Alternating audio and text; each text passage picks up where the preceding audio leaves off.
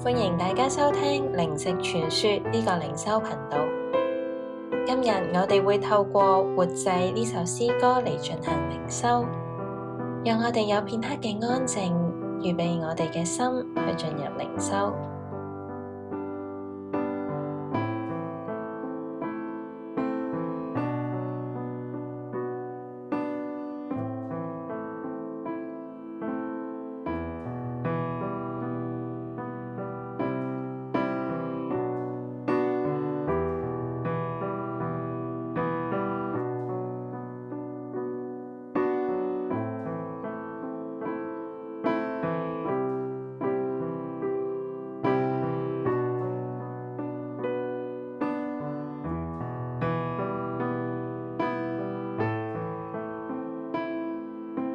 讓我哋一齊聽下呢首詩歌，留心思想裏面嘅歌詞啊！只因你的大愛，我願獻身心力量，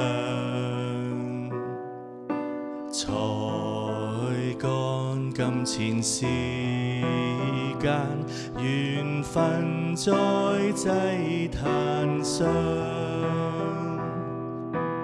我本偏行己路，卻被你愛征服。我因你願被帶到本不願到之地，現今不再為我活着全為你，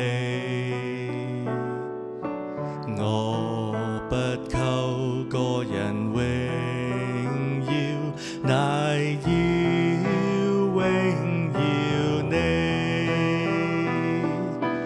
我本偏行己路，卻被你愛征服。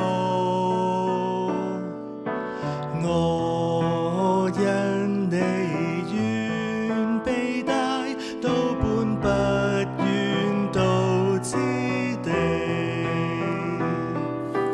我的腳不再為我行，我的手不為我勞力，只因你的大愛，我願成為活祭。我本偏行己路，卻被你愛征服。我因你願被帶到本不願到之地。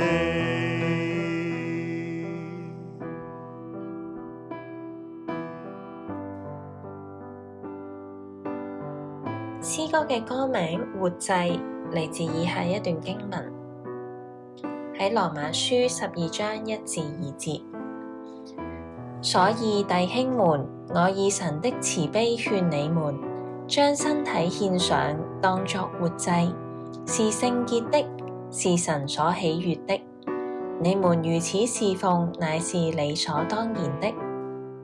不要效法這個世界，只要心意更新而變化，叫你們察驗何為神的善良、純全、可喜悅的旨意。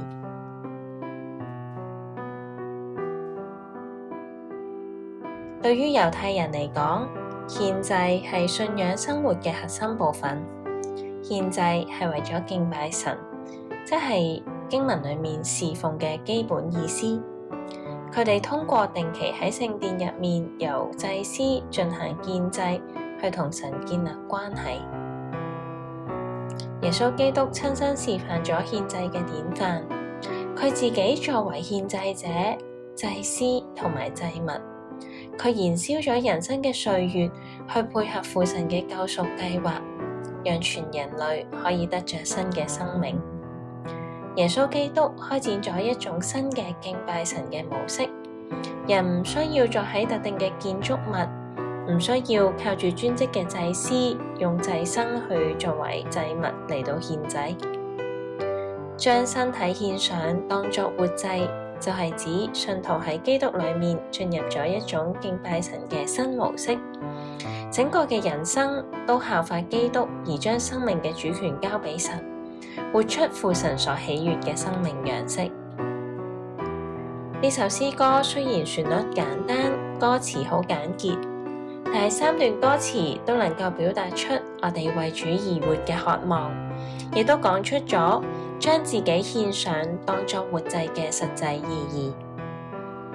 歌詞一開始就講出咗重點，只因你的大愛，我願獻身心力量，係耶穌基督犧牲捨己嘅大愛，叫我哋願意為佢獻上自己，為要回應佢嘅愛。才幹、金錢、時間都係我哋最具體，首先會為神付出嘅。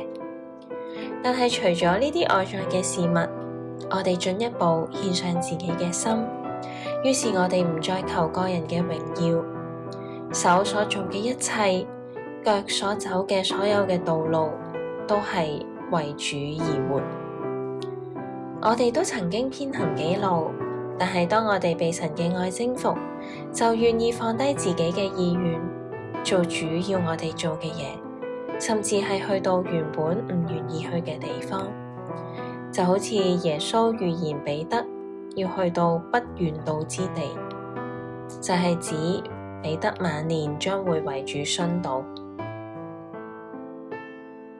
話說彼得晚年喺羅馬傳道，喺暴君尼祿下令捕殺基督徒嘅時候，羅馬嘅基督徒力勸彼得要暫時逃避，去其他地方傳道。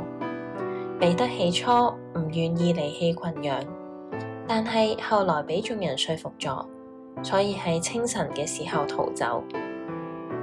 但係走咗冇幾耐，突然之間路上明光高照，佢定神一睇，唔係其他人，正係主耶穌向住羅馬走過嚟。彼得就問：主啊，你要去邊度啊？主耶穌面帶愁容咁話：你離棄我嘅羊群，我要再去羅馬釘十字架。彼得就即刻轉身返去羅馬，冇幾耐佢被捕啦。據說當人要將佢釘十字架嘅時候，佢要求倒轉釘，因為佢話：我唔配同主耶穌一樣嘅方式釘死。思想祈禱，對你嚟講，獻作活祭係咩意思呢？你願意為神獻上啲乜嘢，又有啲咩保留呢？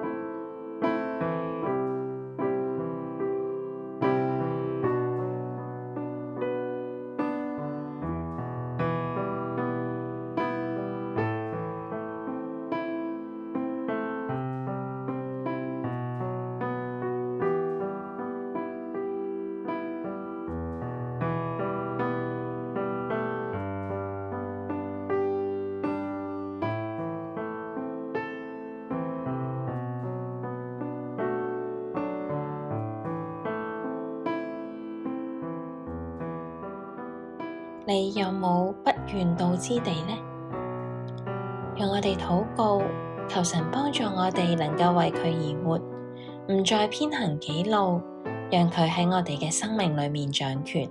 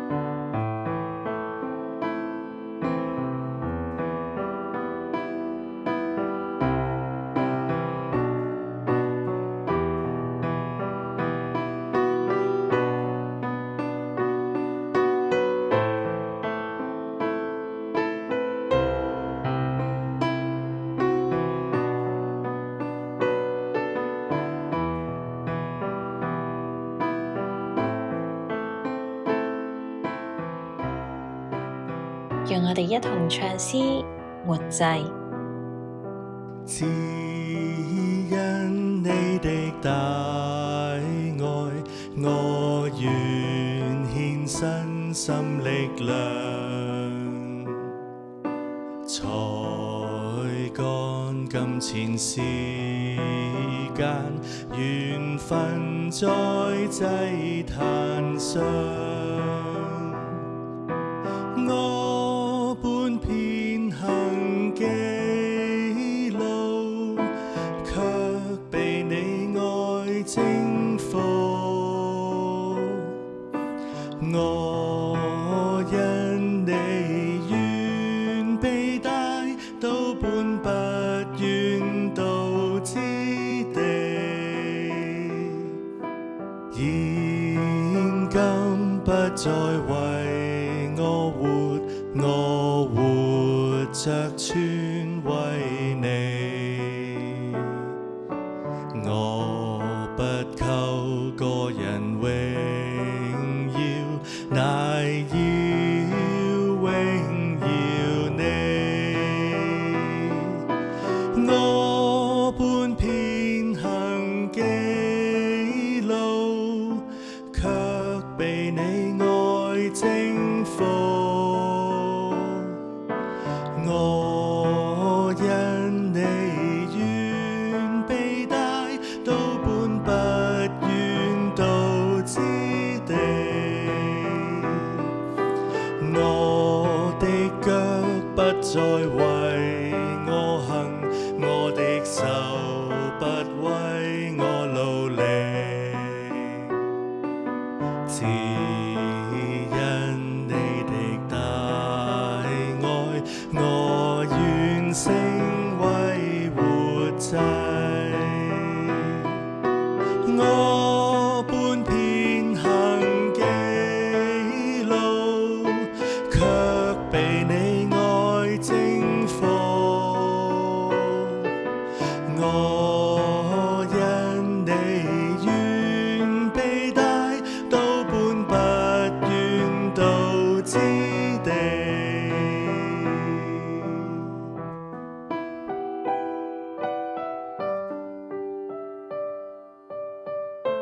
讓我哋同心祈禱。慈愛嘅天父，感謝你嘅大愛，係你嘅愛激勵我哋，叫我哋甘心樂意為你獻上自己，當作活祭。願我哋只係做你要我哋做嘅事，只係走你要我哋走嘅道路，好叫我哋能夠繼續更深嘅經歷同埋回應你嘅大愛。奉主耶穌基督嘅名祈禱，阿門。